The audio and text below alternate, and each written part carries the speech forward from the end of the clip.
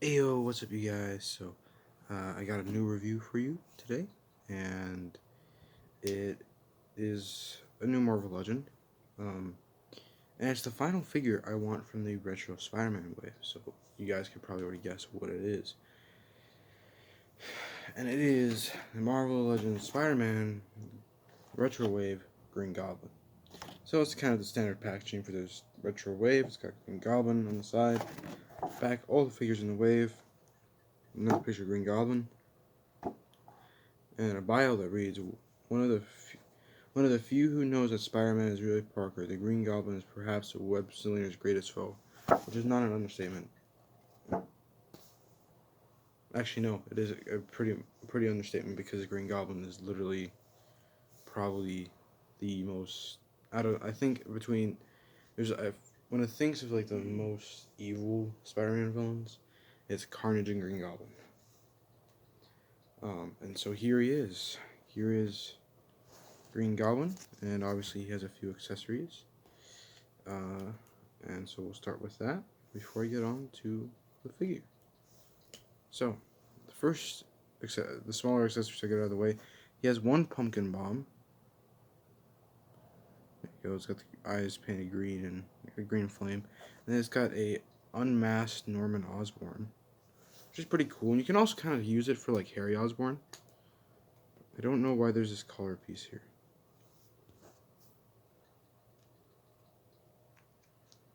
If I can actually get it on. Clear. Clear. I don't know if you can actually fit this head on. I think it's literally...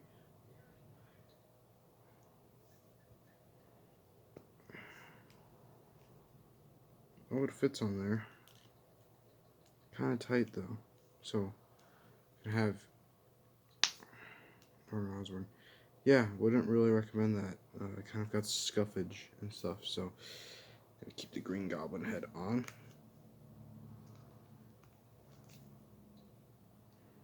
There we go. Also, technically has like a purse or whatever you want to call it, the man purse, satchel. And then we got the glider, which is like really cool. I don't know why I'm so fascinated by this. It just feels cool to me. But you got like the little hooks. You got the like, I don't know, the thrusters on the back. All very nicely sculpted. No really color on this though. Wouldn't mind if like on, I don't know, like here or something there's like effects. And you got this shape here. And how you get them get him on the glider if you don't have a Green Goblin or you're about to get Green Goblin or whatever. How you do so is you have this. You have his foot, and you need to spread his legs out, but and obviously get him in a post where he won't fall. But then you hook those under. That's how this figure works perfectly, is because the boots are like that, so they have a way to where they can just kind of hook on. So onto the figure itself, there's two loose pieces. There's a satchel here, which you can probably take off. Yeah, you could take off just like that. Um,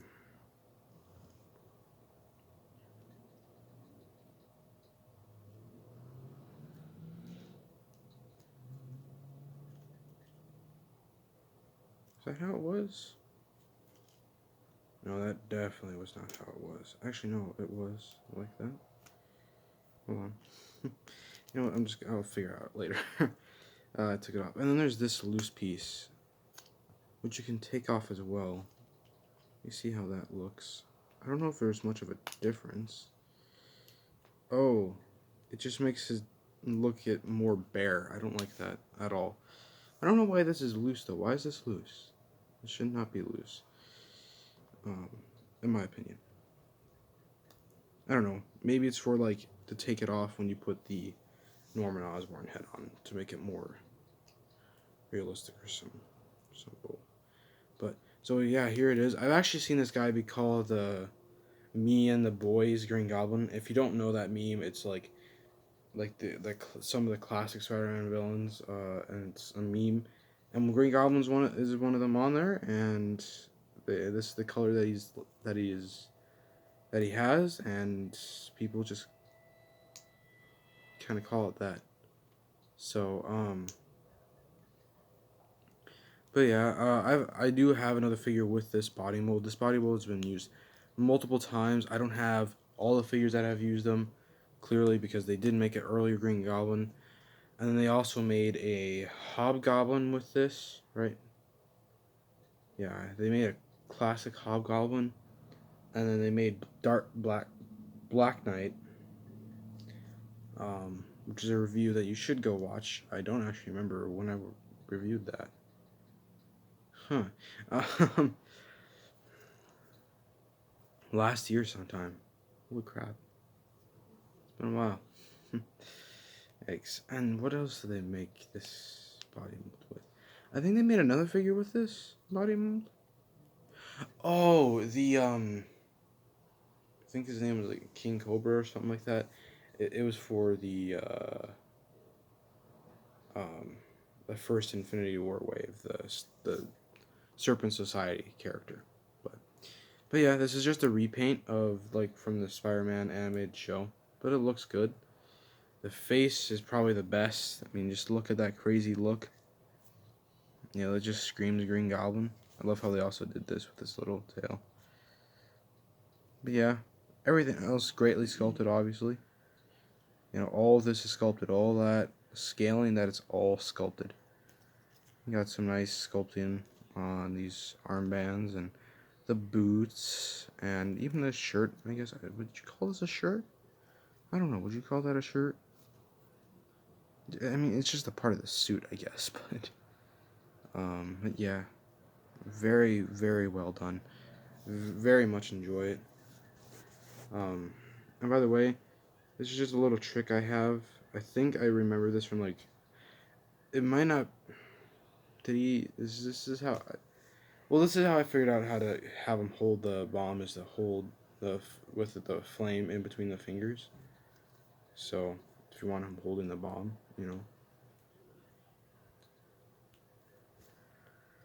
there's that. So,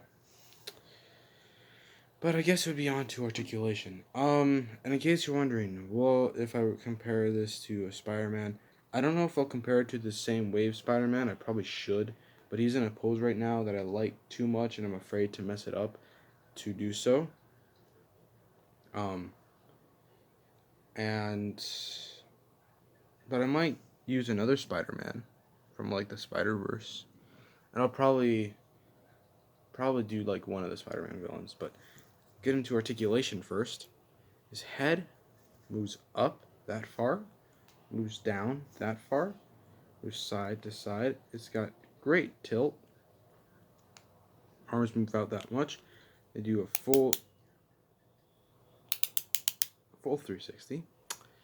I mean, I guess that would kind of sound like how you would do if you bent your arm all the way like that. So, making sure he's got a bicep swivel, double jointed elbows, which don't go all the way because of this right here. He's got a wrist swivel and a hinge.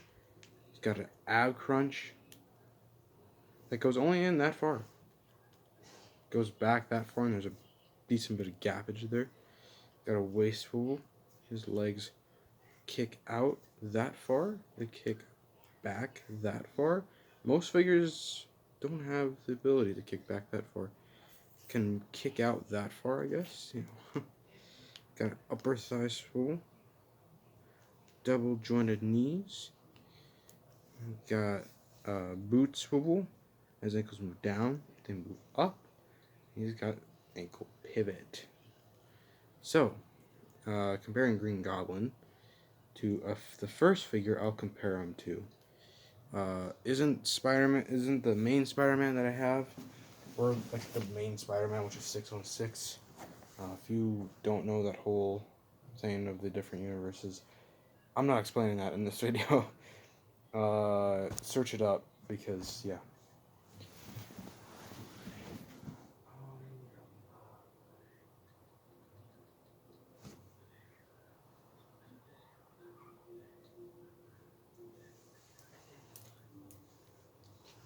a figure that you guys have not seen in a while. It's been like 2 years or a year at least since he's been on this channel. Is the Cane Scarlet Spider.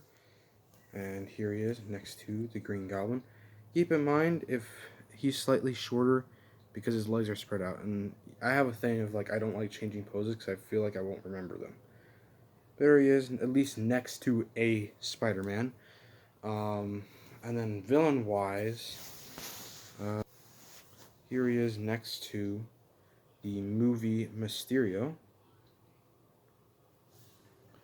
So, but I don't know actually how I'm gonna have this guy posed. Because originally I was gonna have him like him holding his hoverboard like a surfboard, but then I realized that this is way too big for that. But I don't know because I don't have any stands or anything, which I need to work on. I know.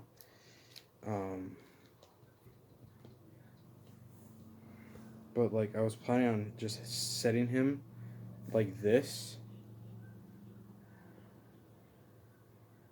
You don't bend the leg like that. That's not going to do the leg good at all. And then have him holding the bomb. Something like that.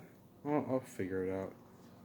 But also on camera, he's a lot brighter green. In real life, he's not that bright. I don't think, anyways. But look at it. Actually, no, the green on here is slightly darker than in real life. So never mind. I guess I should put the satchel back on.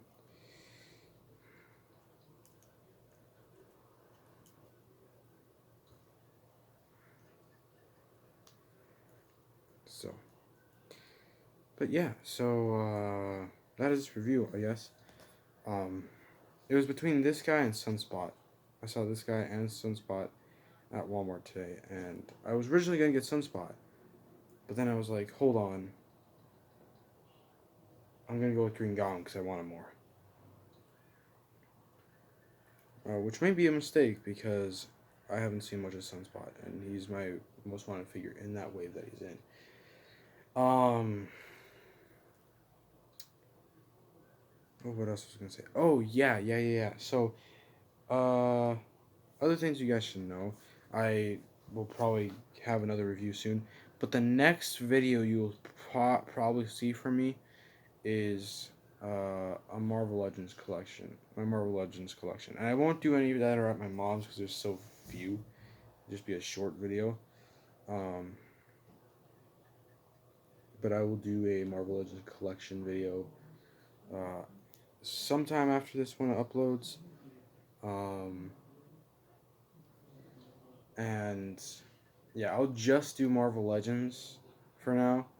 I'll wait on the Star Wars one for a little bit, just so I can get a little bit more figures. Definitely in the Clone Wars era. But yeah, that should be fun. But and yes, I do know about the. I think I did talk about this. Yeah, I did.